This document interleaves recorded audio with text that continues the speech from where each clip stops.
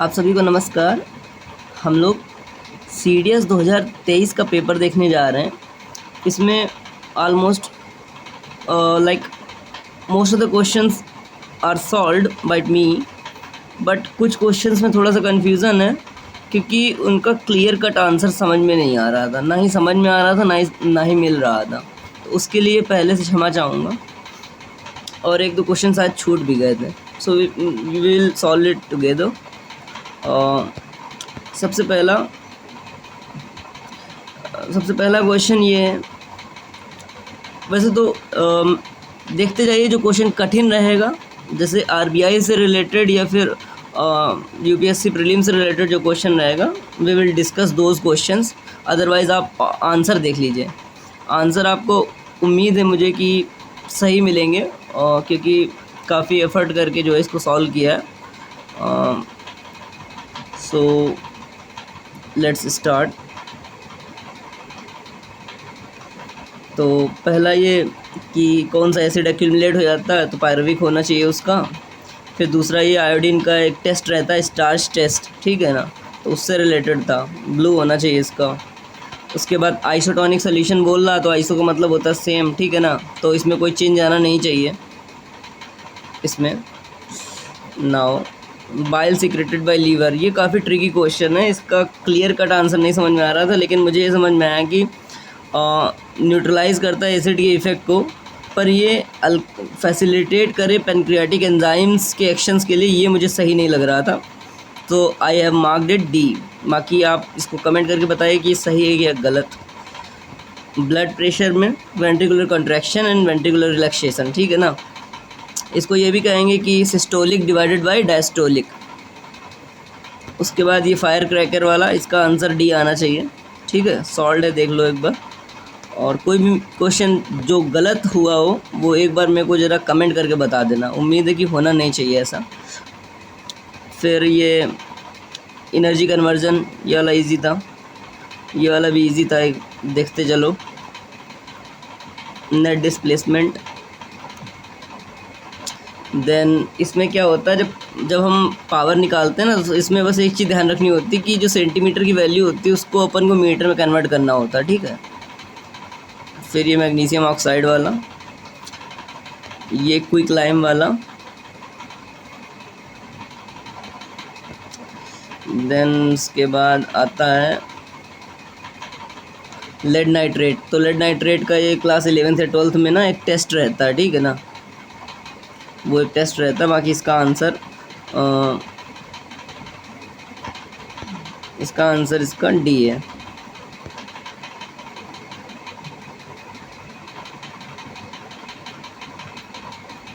अब ये वाला जो क्वेश्चन है ना, ये अच्छा क्वेश्चन लगा मुझे। अच्छा इसलिए लगा क्योंकि हम लोग एज एन UPSC एस्पिरेंट काफ़ी टाइम पढ़ते हैं, लेकिन still I was not able to answer it.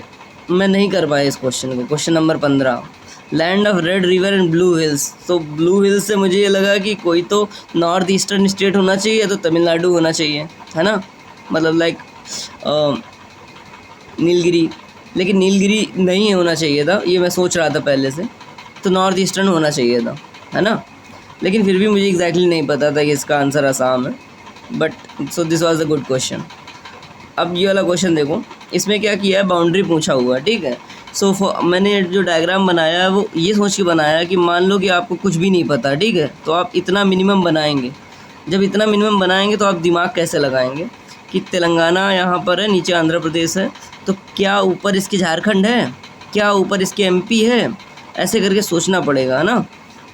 तो इसका मैं एक सेकंड मैं आपको जो है इसका एग्जैक्ट आंसर दिखाता हूँ। बाकी इसका जो मार्क किया हुआ है, ये देखो, तेलंगाना बॉर्डर आंध्रा को छूता है, कर्नाटका को छूता है, महाराष्ट्र को छूता है, छत्तीसगढ़ को छूता है, पर ये उड़ीसा और मध्य प्रदेश को नहीं छूता है। बस इसमें ये ध्यान रखने वाली बात है, ठीक है ना। तो मैप की जितनी प्रैक्टिस करेंगे उससे उतना फ़ायदा मिलेगा।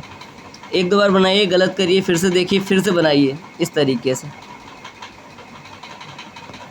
देन लोकटक, ये वाला क्वेश्चन भी हमको बहुत अच्छा लगा क्योंकि ये UPSC प्रीलिम्स में भी पूछा जा सकता है, इस टाइप की चीज़ें पूछी जाती हैं।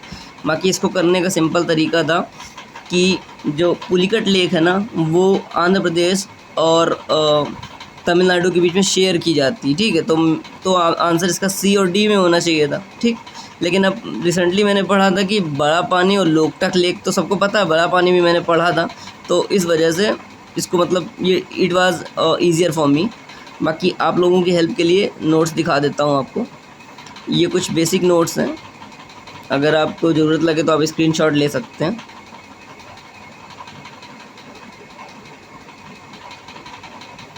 इसमें देखना कहीं ना कहीं ज़रूर कवर किया होगा वो, उम्मीद तो है ना। इसको मतलब पढ़े थे इस वाले बड़ा पानी को।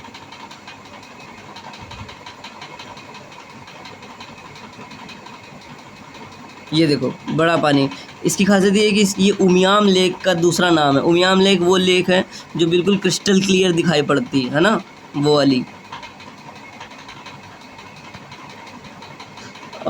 ये वाला देखो क्वेश्चन जो है IFSC एग्ज़ाम में पूछा हुआ था, तो इसका आंसर ये होना चाहिए अ पर्सन। इसका आंसर ये है कि अगर 7 साल की उम्र के ऊपर के जो लोग हैं, जिनको लिखना पढ़ना आता है, समझना आता है, तो उन्हें लिटरेट माना जाता है, ठीक है। ट्रॉपिक ऑफ कैंसर, ये भी डिसेंट क्वेश्चन था, अच्छा क्वेश्चन था, ठीक है। फिर ये क्या है, हाँ, इसमें इकोनॉमिक्स के जो क्वेश्चन है ना वो अच्छे हैं, प्रैक्टिस करने के लिए अच्छे क्वेश्चन है ना। अब जैसे ये वाला क्वेश्चन था, तो ये दमदार लगा मुझको, UPSC लाइक के कॉन्सेप्ट के लायक लगा मुझे, ठीक है ना। तो मेरे हिसाब से इसका आंसर डी होना चाहिए। बाकी आप लोग बताइए कि आपको क्या लग रहा है। क्राउडिंग आउट होना चाहिए इसका आंसर।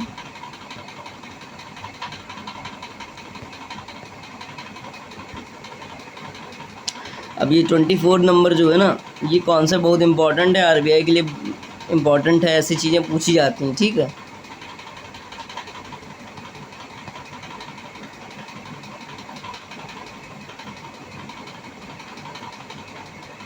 पोषण अभियान, ये भी काफ़ी अच्छा कॉन्सेप्ट है ना। 2018 में लॉन्च हुआ 8 मार्च को। नेशनल वीमेंस डे कब मनाया जाता है, इंटरनेशनल वीमेंस डे कब मनाया जाता है, टारगेट क्या है। तो होपफुली इस पेपर से आपको काफ़ी हेल्प मिलेगी अगर आप देखेंगे, क्योंकि कुछ चीज़ें काफ़ी एक्सप्लेन करने की कोशिश की है मैंने। सोशल जस्टिस बेंच, अब इसका HL दत्तू ही करना था, है ना। मोस्ट फेमस इन सब में, वैसे तो सभी अच्छे ही हैं, है ना, लेकिन अगर like strong feeling, gut feeling किसी के ऊपर आ रही थी तो HL दत्तू के ऊपर आ रही थी, है ना। बंदी जीवन हो गया, ये वाला भी अच्छा कॉन्सेप्ट है, टॉपिक है, इसको थोड़ा सा क्रैम करना पड़ेगा। बाकी ये देख लो, इससे थोड़ी सी हेल्प मिलेगी। कहाँ पे गवर्नमेंट बनाई, कहाँ पे मेजोरिटी जो है बना पाए लोग। तो इसका आंसर मेरे हिसाब से ए होना चाहिए। इसका आंसर थोड़ा सा कंट्रोवर्शियल है, इसका आंसर मैंने बी मार्क किया है, क्योंकि जो पहला वाला है ना उसको मैंने नहीं कंसिडर किया, क्योंकि जो बनाई गई थी ना प्रिजनर ऑफ वॉर की आर्मी, वो मोहन सिंह जी के एफर्ट के द्वारा बनाई गई थी। उसके बाद वो हैंड ओवर की गई थी सुभाष चंद्र बोस जी को, जिसको उन्होंने स्ट्रेंथन किया था और मजबूत बनाया था। तो मेरे हिसाब से इसका आंसर बी होना चाहिए। ये आसान था, 32।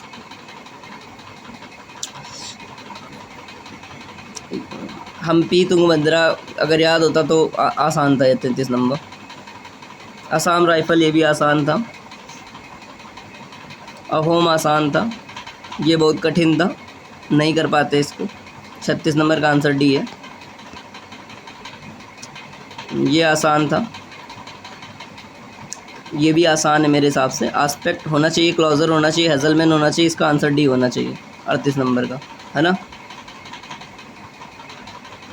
ये कठिन क्वेश्चन लगा हमको 39, क्योंकि इसका एग्जैक्ट ऑर्डर जो है याद नहीं था, पर आंसर ये होना चाहिए मेरे हिसाब से। आयोडीन आसान। RNA, ये क्वेश्चन नहीं पता था, तो इसका आंसर पता किया तो आंसर इसका सी आ रहा है, ठीक है। जो जिसने भी आप अपने पेपर जो है मिला सकते हैं इससे। मोस्ट ऑफ द टाइम ये की जो है रिलायबल है, क्योंकि काफ़ी रिसर्च के बाद मैंने आंसर टिक किए हैं, और जो मुझे आते हैं उनको भी टिक किया। So it is a reliable answer की।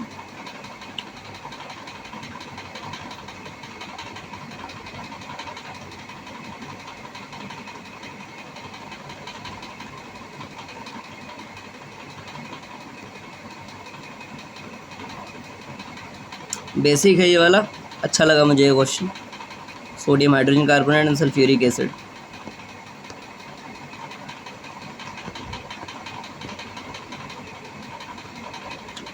इस वाले क्वेश्चन को मार्क नहीं किया, वैल्यूज़ लिखी हैं, आप लोग देख लेना इसको, काफ़ी लेंदी क्वेश्चन है।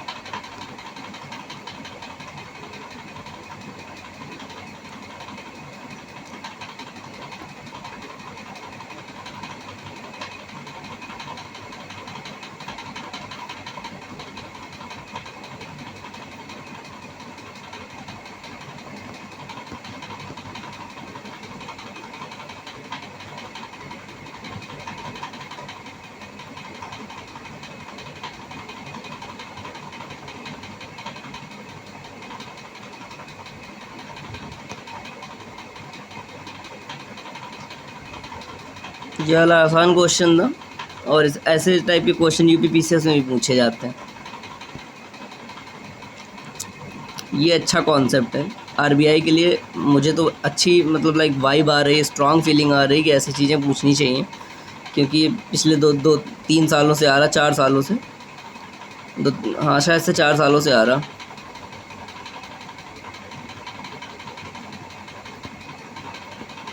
दादा साहब फाल्के, इसका आंसर आशा पारेख होना चाहिए। ये क्वेश्चन अच्छा है, अच्छा इन द सेंस इसके दो रूपों में अच्छा लगा हमको ये क्वेश्चन। पहले चीज़ कि हमको लग रहा था कि सब लोग न्यू दिल्ली करेंगे, तो जिस भाई साहब का ये पेपर है उसने भी न्यू दिल्ली किया, लेकिन इसका आंसर न्यूयॉर्क है। अब मतलब पढ़े थे इसको। अब इसमें इम्पोर्टेंट क्या है, इसमें इम्पोर्टेंट ये है कि ये जो कॉन्फ्रेंस हुई थी ना, वाटर कॉन्फ्रेंस, इसको होस्ट किया था नीदरलैंड और ताजिकिस्तान दोनों मिल करके।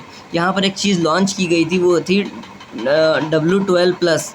It is an UNESCO platform है ये, ठीक है। ये इंपॉर्टेंट चीज़ है जो कि प्रीलिम्स से पूछी जा सकती है, पूछ लेंगे तो मज़ा आ जाए। टूम ऑफ सैंड ये आसान था। अब ये वाला अच्छा क्वेश्चन था, इस टाइप के क्वेश्चन पूछने भी चाहिए, है ना, मिलते जुलते क्वेश्चन जो रहते हैं। तो गरुणा किसके बीच में, इंडिया और फ्रांस के बीच में।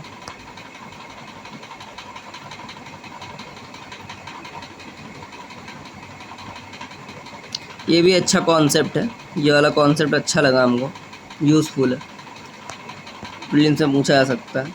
ये हम लोगों ने अपने चैनल में भी कवर किया हुआ है, टेलीग्राम में क्विज़ का जो चैनल है उसमें। आसान था ये वाला।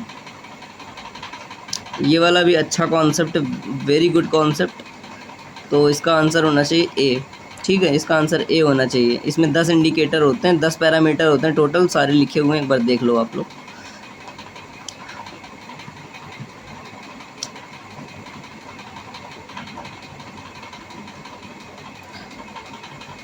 प्रधानमंत्री स्वास्थ्य सुरक्षा योजना 2006 में लॉन्च की गई। इसके 3-4 फेज़ में इस योजना को इम्प्लीमेंट किया गया।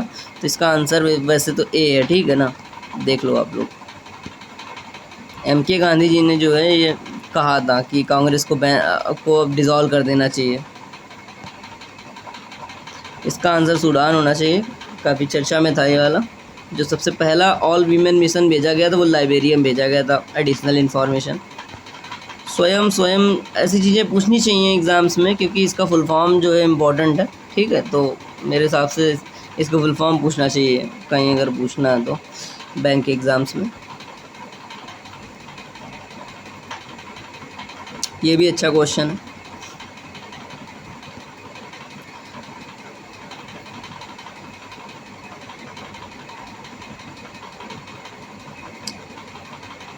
इसका आंसर मेरे हिसाब से बी होना चाहिए, ठीक है ना। क्यों होना चाहिए, क्योंकि किनशिप के 4 जो है पैरामीटर होते हैं उस दौरान, वो ये थे, ठीक है। पैट्रोनेज, वॉरियर, जो वॉरियर होते थे वो सेवियर होते थे, अपहोल्डर ऑफ धर्म एंड रिप्रेजेंटेटिव ऑफ गॉड। ये क्वेश्चन बहुत अच्छा है। अगर इस क्वेश्चन को मतलब अच्छा इन द सेंस कि हर बार यूपीएससी में क्या होता है, 1 या 2 क्वेश्चन ऐसे आते हैं जो जैनिज़्म या बुद्धिज़्म से होते हैं, ठीक है। जो थेरीज़ होते हैं वो बुद्धिज़्म से रिलेटेड हैं, तो उसके अराउंड जो भी कॉन्सेप्ट हैं वो सब इसमें कवर किए हुए हैं। अगर इस कॉन्सेप्ट को आप पढ़ेंगे ना, तो यूपीएससी के प्रीवियस ईयर क्वेश्चन को सॉल्व कर पाएंगे, ठीक है ना। क्यों, क्योंकि जो थेरीज़ हैं, उन्होंने जो कविताएँ लिखी वो शॉर्ट पोएम्स थी, ठीक है, और वो कंपाइल किस में की गई, वो अपादन नाम का जो एक टेक्स्ट है इनका, उसमें कंपाइल की गई। तो इससे ये पता चलता है कि जो अपादन टेक्स्ट है वो बुद्धिज़्म टेक्स्ट है। तो यूपीएससी में एक क्वेश्चन पूछा हुआ है कि शायद 2022 में ही आया था, यस आई गेस 2022 में आया था, जिसमें बुद्धिज़्म और जैनिज़्म के टेक्स्ट के नाम दिए हुए थे। उसमें बताना था कि कौन सा उसमें बुद्धिज़्म है, कौन सा जैनिज़्म है, इस टाइप का क्वेश्चन था। तो उसमें से अगर एक भी पता होता तो आंसर आ जाता, तो अपादन से वो आंसर आ जाएगा, ठीक है। तो ये मगधी भाषा में लिखे गए। हृदयनाथ कुंजरू, सारी ट्रीटीज इसमें लिखी हुई हैं। ये वाला हमको कहीं पे मिला नहीं, मतलब लाइक स्पेक्ट्रम हम लोग पढ़ते हैं उसमें कहीं पे मुझे दिखा नहीं, शायद से छूट गया हो मुझसे, लेकिन ये वाला मैंने कर नहीं पाता मैं, कोलोचेल वाला। ठीक है, ये वाला अच्छा क्वेश्चन लगा। इसको मैंने रंपा रिबेलियन मार्क किया है, ठीक है। इसमें अगर कुछ गलत होगा तो एक बार मेरे को बताना, ठीक है। इसका आंसर ब्राज़ील है, डोमिनिक लेपीरे हैं इसका आंसर। ईजी एंड इम्पॉर्टेंट, पूर्णिमा देवी, ये भी चर्चा में आई हुई थी। इनकी एक हरगीला आर्मी है जो कि काफ़ी फेमस हुई थी और मतलब इम्पॉर्टेंट थी। अब ये क्वेश्चन जो था ना, ये बहुत अच्छा क्वेश्चन लगा हमको, क्योंकि एक दिन किसी ने पूछा ये क्वेश्चन, उस दिन हमने गलत कर दिया था, लेकिन जब इस पेपर में हमने देखा तो हमने सही किया इस क्वेश्चन को, ठीक है। तो इसका आंसर महाउपनिषद है, सूर्य किरण इसका होना चाहिए आंसर। इसमें याद रखना है कि जब कभी आप वेस्ट की दिशा में जाएंगे ना तो डिडक्शन करना पड़ता है, और ईस्ट में जाएंगे तो एडिशन करना पड़ता है। इस बेसिक इन्फॉर्मेशन को याद रखेंगे तो इस टाइप के क्वेश्चन कर लेंगे।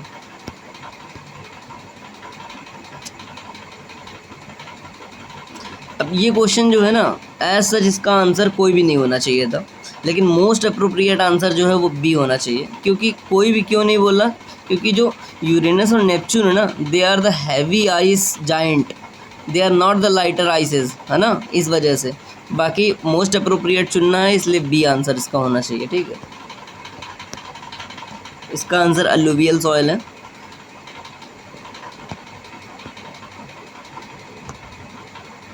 थर्मल पावर, ये भी क्वेश्चन अच्छा है। ये क्वेश्चन अच्छा है इसलिए क्योंकि ये सिखाता है कि किस तरीके से यूपीएससी क्वेश्चन बनाती है और पूछती है। इंडस रिवर बेसिन के ऊपर ऑलरेडी क्वेश्चन 2 साल पहले पूछा हुआ है, लेकिन एक दूसरा कैटेगरी बना दिया है बेसिकली कि बेसिन पूछा है इसमें, ठीक है ना। तो वो जो बेसिन है वो तो बहुत बड़ा है, तो उसका आंसर डी है। तो अच्छा लगा हमको ये क्वेश्चन। एसजीआई की जो है ना, ये स्टैचूटरी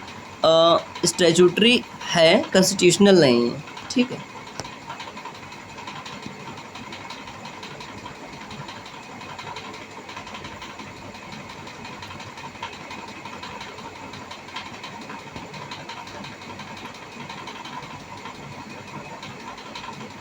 अब ये भी देखो, आरबीआई के लायक जो है मुझे दमदार लगा, क्योंकि मल्टी डायमेंशनल पॉवर्टी इंडेक्स से इस चीज़ पूछी आती है, ठीक है। तो we will cover this question separately, जो भी आरबीआई के काम किए हैं।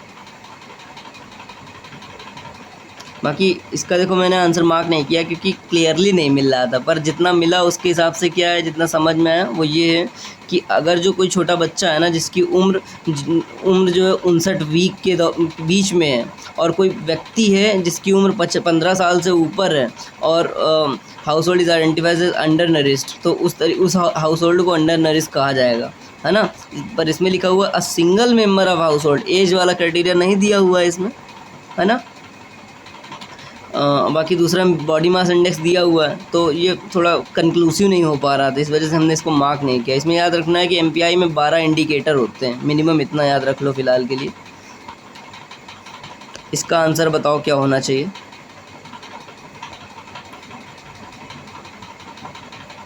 ये क्वेश्चन अच्छा लगा हमको, क्योंकि आर्ट एंड कल्चर में ऐसे क्वेश्चन पूछने चाहिए। This particular question is good. Trade permit होना चाहिए इसका आंसर हमने टेक्सटाइल प्रोडक्शन इसलिए किया हुआ है क्योंकि दादनी सिस्टम में क्या होता था कि ये लोग क्या करते थे कि एडवांस जा कर के दे देते थे कारीगरों को, व्यापारियों को, ताकि क्या होता था कि एक बंधन बन जाता था कि उनका माल उन्हें सप्लाई करना है इस टाइप से, ठीक है। तो वारफेयर होना नहीं चाहिए, पेमेंट टू ऑफिशियल होना नहीं चाहिए, क्योंकि ऑफिशियल थोड़ी थे वो तो लोग थे व्यापार करने वाले, है ना, पीजेंट से। रेवेन्यू कलेक्शन भी नहीं होना चाहिए क्योंकि ये मनी डिस्ट्रीब्यूशन का काम होता था दादनी सिस्टम में। तो मेरे हिसाब से तो ए होना चाहिए, पर हो सकता है मैं गलत हूँ। तो इसका आपको क्या सही लगा आप कमेंट करके बताओ। कंगन हल्ली, ये अच्छा क्वेश्चन है, ठीक है। अब देखो यूपीएससी और इसमें क्या अंतर है, इन्होंने सारे करेक्ट ऑप्शंस दिए हुए हैं, है ना, लेकिन यूपीएससी क्या करती, इसी क्वेश्चन में एक पक्का इनकरेक्ट देती। मुझे पूरा जो है स्ट्रॉन्ग वाइब है कि एक इनकरेक्ट जरूर देती, ठीक है। जैसे भीमा रिवर है, इसकी या तो मद्रा दे देती, कुछ तो ऐसा करती। तो ये थोड़ा सा अंतर पड़ जाता है इन पेपरों में और यूपीएससी के प्रीलिम्स में। बाकी पेपर बहुत अच्छा है ये, मतलब मज़ा आया क्वेश्चन करके। इसमें देखो कि अब इसका भी थोड़ा सा कंक्लूसिव नहीं हो पा रहा था, पर इसका आंसर मेरे हिसाब से डी ही होना चाहिए। बस ये वॉल्केनो, इसका नाम एक बार देख लो, जो कि आइसलैंड में है, अजीब सा नाम है इसका। ये क्लाउड वाला टॉपिक जो है चैनल पे कवर है, अच्छा टॉपिक है ये। मीना वाला इसका डी होना चाहिए, सी होना चाहिए मेरे हिसाब से, bar chart. Longest coastline आसान था, लेकिन सेकंड लॉन्गेस्ट किसकी, आंध्र प्रदेश की, याद रखना। ये वाला भी कवर किया हूँ तो ठीक था ये। बाकी एडिशनल इन्फॉर्मेशन देख लो कि जो चेन्नई पोर्ट है वो आर्टिफिशियल पोर्ट है, जो कोच्चि पोर्ट है वो नेचुरल पोर्ट है। अब ये जो क्वेश्चन है ना फॉरेस्ट रिपोर्ट वाला, ये बहुत ही अच्छा क्वेश्चन है। बेसिकली इससे ये सीखना है कि फॉरेस्ट रिपोर्ट कवर कर लो। तो जो फॉरेस्ट रिपोर्ट के संदर्भ में मिनिमम जानकारी अपन को पता होनी चाहिए वो ये है, वो मैंने इसमें जो है नोट्स बना दिए हैं, ठीक है। 3 कैटेगरी के फॉरेस्ट होते हैं, very dense, moderate and open. Very dense में कैनोपी जो होती है 70% के ऊपर, 40 से 70, 10 से 40। जो स्क्रब फॉरेस्ट होते हैं उन वो कैटेगरी में नहीं रखे जाते हैं, ठीक है। तो आप लोग एक बार बस देख लो अपने हिसाब से।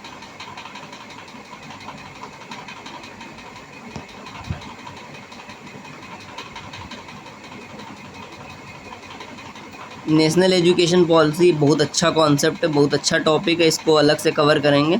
IFSC एग्ज़ाम में आया था इसके ऊपर एक question, and I made mistake there but I will not make mistake again. अगर दोबारा इसके ऊपर से कोई भी क्वेश्चन आया तो गलत नहीं होगा। ये भी क्वेश्चन IFSC एग्ज़ाम में आया SDG इंडेक्स के ऊपर, तो इसका आंसर ए है। बाकी जो क्वेश्चन टिक मार्क नहीं है उनके आंसर आप खुद बता देना। जैसे ये है, क्योंकि ये पेज रिपीट किया हुआ है इस वजह से इसमें आंसर नहीं है। अब ये देखो इसका आंसर क्या है, सी है इसका आंसर। फिडेल कैस्ट्रो होना चाहिए इसका आंसर। अब ये देखो कि बलूतेदारों के ऊपर एक क्वेश्चन आया हुआ है, तो इसके संदर्भ में क्या अपन को जानकारी होनी चाहिए। और तो 2 प्रकार के होते हैं, एक बलूतेदार होते हैं, एक अलूतेदार होते हैं। और ये जो सिस्टम है एक हेरिडेटरी सिस्टम है, सिमिलर टू जजमानी सिस्टम। जजमानी सिस्टम और बलूतेदार सिस्टम में क्या डिफरेंस होता है, वो डिफरेंस बेसिक ये होता है कि बलूतेदार सिस्टम में ये विलेज के लिए काम करते हैं, और जजमानी सिस्टम में किसी जजमान, किसी व्यक्ति के लिए काम करते हैं, एक परिवार के लिए काम करते हैं, ठीक है। तो ये एक बेसिक डिफरेंस है। शिमला जॉन लॉरेंस, इसको कैसे करना चाहिए था, मान लो अपन को नहीं याद होगा।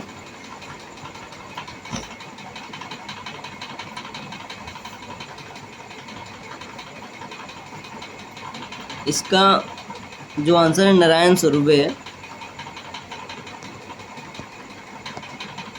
इसका आंसर राधाकांत देव है, केशव चंद्र सेन इसका गलत आंसर है, ए इसका सही आंसर। ये वाला आसान होगा, कर लिया होगा आप लोगों ने।